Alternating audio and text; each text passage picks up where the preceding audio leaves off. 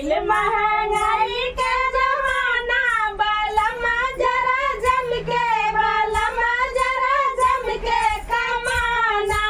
आइल महंगाई के जमाना बलमा जरा जम के बलमा जरा जम के कमाना भाई पटीदार कदर नहीं करी है भाई पटीदार कदर नहीं करी है गौआ में नहीं ठिकाना बलमा जरा जम के बलमा जरा जम के कमाना